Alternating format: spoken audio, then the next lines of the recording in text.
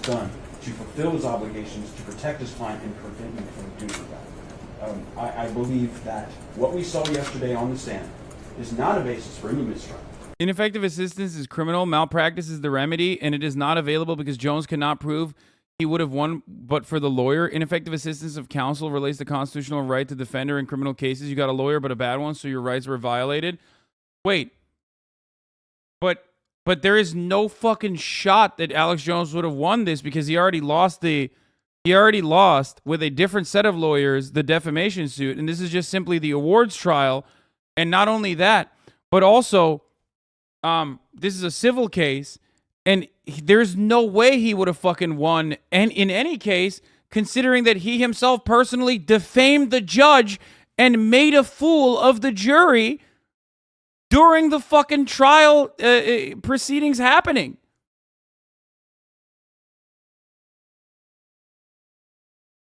Bro, there's no way. How could you unironically, I don't think he could ever make that claim.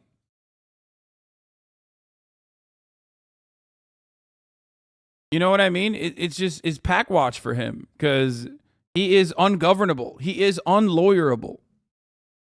His ex-wife is salivating about this. Of course, dude. If I was Alex Jones' ex-wife, I'd be fucking salivating about this too.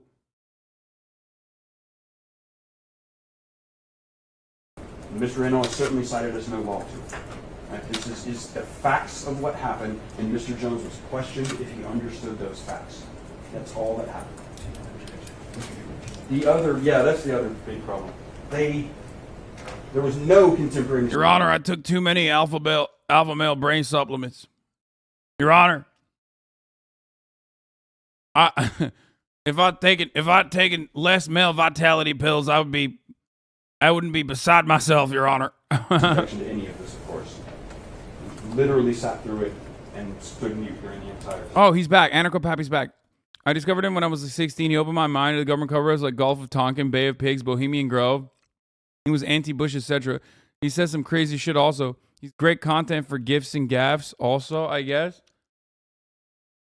Bro, this is why there needs to be an age limit for Alex Jones content. I swear to God.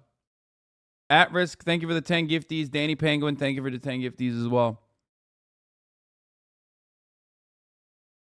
The other problem... Like, bro, this is, by the way, that's proof of what I told you. A lot of times conservatives do this thing. And I do this too, like, except I use it for good to educate you. But conservatives often will like give you a crumb of truth on certain things. Okay? They'll give you a crumb of truth. And if that's the first time you fucking heard about something so mind-boggling, right? Not Bohemian Grove. Fuck that shit. I've talked about Bohemian Grove already. But the other stuff, like remember, I talked about MK Ultra, for example, yesterday, as an example of this exact same thing. If that's the first time you've ever heard about it, you're like, wow, this guy knows a lot. That's crazy. Like, he's teaching me so many things. Okay? Except Alex Jones will give you like one real conspiracy that the government is engaged in. Okay? That's already unearthed, right? Like, that's open. It's not even up for discussion. It's just like historical facts. And then 100 other fucking fake bullshit slapped right on top of it. Yeah, the stuff he listed was declassified, and then the rest of it is just like bullshit.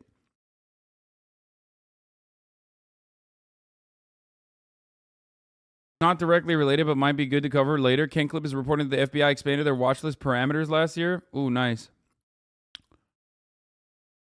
Yeah, his good deeds were literally talking about like declassified information. Problem, Your Honor, is that we have Mr. Reynal now asking you to seal up an entire universe of things which should have been produced at minimum 6 months ago. One of the things you also, I know you remember, is that for multiple prior discovery hearings, beginning as early as October of last year, we've been talking about text messages every single hearing. And then you remember we had that hearing in January where we had the disclosure that, wait a second, Don Salazar, or no, Nico Acosta, the producer up in Connecticut, had produced some text messages up there that seemed to be responsive. Should have been on Rob Dew's phone, Alex Jones' phone. Why don't we have them? What's going on? And you'll remember in those series of hearings, right, when Mr. Reynolds came here in March and told you, no, those were only on Mr. Acosta's phone. Mr. Jones, we've searched his phone. He doesn't have text messages that are responsive.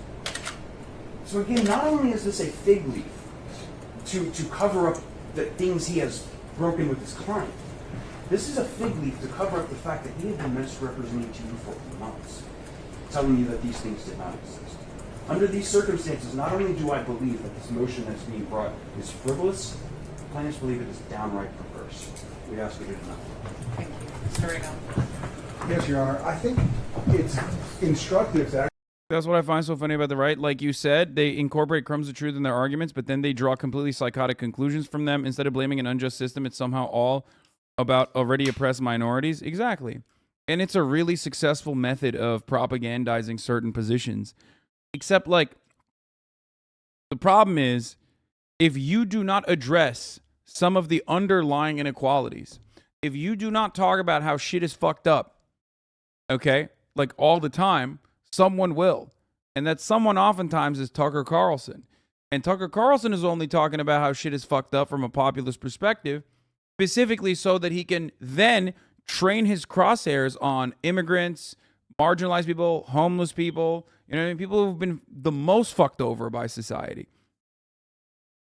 This has been my point for many, many years that, like, in the media, when you don't have a genuine leftist perspective ever addressed, like an actual populist, anti-capitalist, leftist perspective actually shown, then you're going to lose out on the propaganda front to psychos who will take advantage of that. You will have psychos who take advantage of that blind spot, basically, and use it to their own benefit. actually look at the text of the email that Mr. Bankston sent to me, where he says that he was downloading the material, but he wanted to verify with me that he needed to download it all. Right? That is immediately contrary to what Mr. Bankston is saying now, which is that all the materials have been downloaded by the time he sent me that text. Beyond that, it also appears that Mr. Bankston once more is performing for a national audience. The text messages that were provided, what he refers to as Mr. Jones's phone, based on my review of what was produced, it's not in there. Okay. Wait, so how'd he get it? Commie Colt, thank you for the 20 gifted subs. Wait, what? What did he fucking... Did he just... How did he have access to it then? Wait, what? Dog, you sent them 300 gigs worth of data. How did he fucking find the text messages?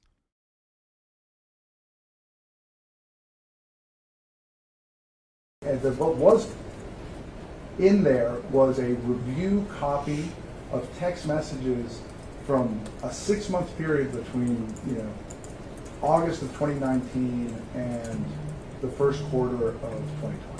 So this allegations about law enforcement interest and stuff like that is just absolutely calculated to create more press around this issue. Oh, shit. What the fuck is buzzing? Yo, homie's getting a phone call right now, too. Wait, that's kind of bummy. First quarter of 2020?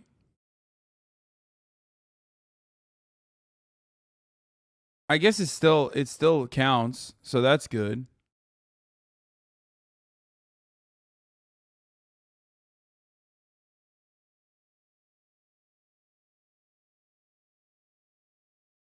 But I mean, that means that if it's all the way up, if it's only up to 2020 and it's the first quarter of 2020, then they're not going to be able to find the Sandy Hook lawyer city at Texas as early as August 19th. I know, but as far as the January 6th commission goes, as far as the January 6th committee goes, that means that, unfortunately, if it is only up to 2020, the first quarter of 2020, they're not going to have January 6th related text messages. Like, it'd be really hard to find January 6th related text messages or like organizing. I do hope there's more though. Please tell me there's more. This never should have gotten this far.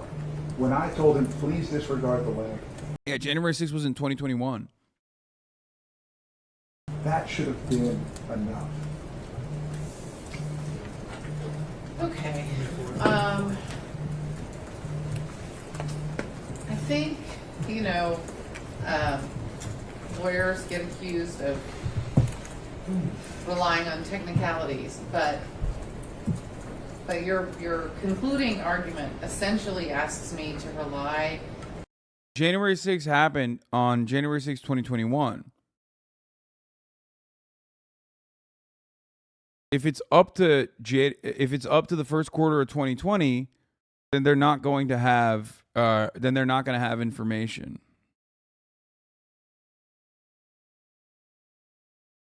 From 2019 to 2020, if they only have information leading up from 2019 to 2020, then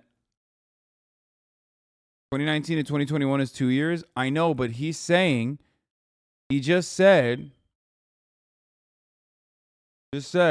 information via text messages from 2019, 2020, the first quarter of 2020. So we'll see. I hope that it's up to 2021. On the technicalities of Mr. Bankston's language in his email, his counter-argument asks me to rely on the technicalities of your language in your responsive email and in the orders. I think that's the safest way to go. So I don't think that you have complied with the protective order. I will let you do so now.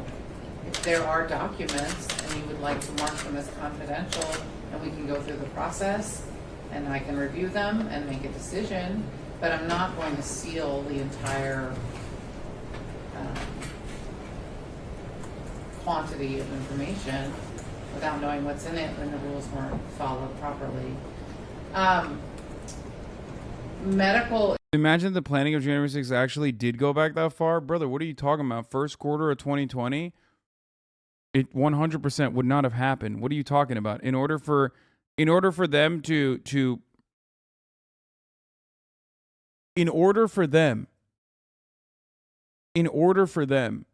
have actually been able to predict that Donald Trump was going to lose the election, and then also on top of that, like what necessary actions they would take, they would need to have the capacity for time control, for time travel. They would need to know that Donald Trump was going to lose the election, and then also on top of that, they were going to do the dumbest way of like trying to stop the results. If they are looking that far into the future, why didn't they just like cheat during the elections? You know what I mean? Information. Okay, you guys, you can plan for both. Come on. Brown Fabio. Oh my God, I haven't been called that in fucking years. What? There's something going on. We got a new wave of like weirdos in here, by the way. I mean, it's a horse show theory. I think I heard you tell me it's already been destroyed. If that's not true, I will order that, because I don't think the medical information of any individual who's not a party to this case is relevant in any way, shape, or form to this case. So that I can do easily. The rest of it really depends on what's in there and circumstances and the rest of it. I don't think it's a mistrial based on this. I understand Do you your want to argument. make more? I mean, that was kind of a throwaway. I don't know if you really meant it. May I have 10 days from yesterday to comply with the rule? Well, I don't know, because we're going to have another part of this trial. I think you should try to work on it today. See what you can get done. It's a tremendous amount of information, Your Honor. I know. The problem is, it probably should have been disclosed a year ago or longer, and then there would have been plenty of time to look through all of it. I understand. I mean, some of the things we're talking about are core attorney-client privilege. I mean, emails and text messages back and forth with lawyers. I'd just like a little bit more time to look. Well, I'm not saying you can't have more time. I'm saying I'm not going to treat it as confidential until you get your review done. You can make you can mark documents confidential late some reasonable amount of time. If I have to come up with a certain number of days, I will. But I don't know that I'm going to say they can't use anything. We can talk about it before it gets used. Can we have a hold on disclosure for some brief period of time until I can start marking documents? Because if not, the cat's out of the bag. By the way, this lawyer did the classic. Didn't this guy also in his closing statements yesterday, which we forgot, say that did the classic, like, first they came for the socialists. I didn't say anything because I was not a socialist. Like, he did the fucking classic Nazi poem, like the anti-Nazi poem, which is awesome. I do think that he gets stylistic points for that.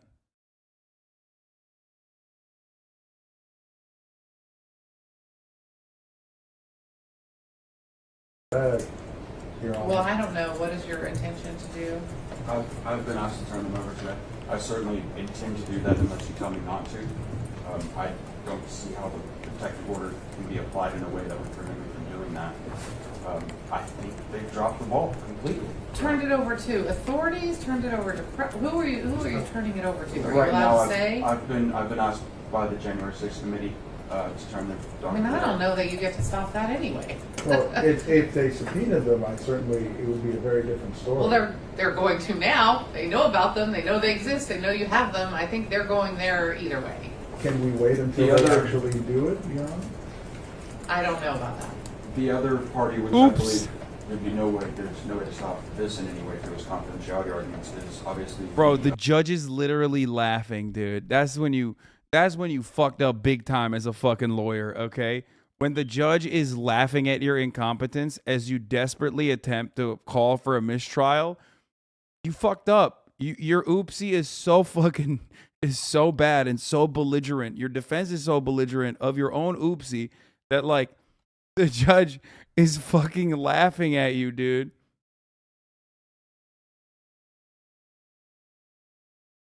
That's awesome. That's great, dude. Plaintiff's counsel and Hasanabi would like the materials as well. There is a sharing provision in our protective order that I'm allowed to share confidential and attorney-as-only information with them. At the moment, they're not confidential, right? So I can share them with them regardless. But even if they were designated confidential at a later date, or if there was a hold right now, that they wouldn't be outside the protective order. Right. So I can give it to them. At this moment, that's the only disclosures I plan to make. So those two, I don't feel there'd be any reason to stop them.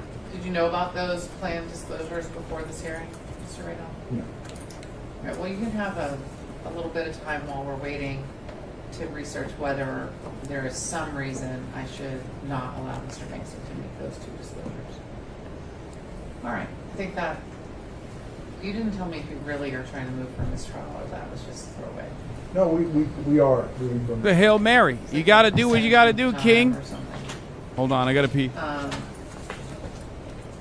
Based on just the exchange between Mr. Bankston and Mr. Jones yesterday on the stand. And obviously, Mr. Bankston has been rooting around in the attorney-client communications. I think that overstates circumstances. First of all, you and Mr. Bankston have been here with me what feels like 24 hours a day for 2 weeks. So I don't know how he has been doing any of that, number one. And number two, it sounds like an enormous quantity of material. The only thing I've seen is one text. So I don't know what organization this material is in. I don't know if it's labeled or if he did a search. I don't know, and you don't know whether he's seen anything attorney-client privileged or not. So I don't think you should say that as if it were established. I'm gonna deny the motion. Thank you. All right, I think that concludes the hearing. Thank you, Your Honor. Thank you. You can talk to me, please. You, Cameron. Can you come talk to me? May I be excused? Yes, you're all.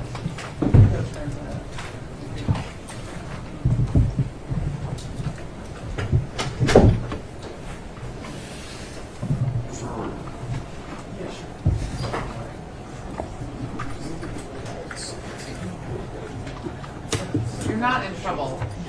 Your camera is so loud, but it's not film, right? So there is no aperture opening. So can you change the settings? I have it on silent. It is not silent. It is so, that's impossible. Silent can't be that loud. Yeah, because it's little, like that's the silent mode that it's on. It's This is some extra content. I wonder, well, it's been the same settings the entire time. I Yes, wonder but- if it's just because there's less people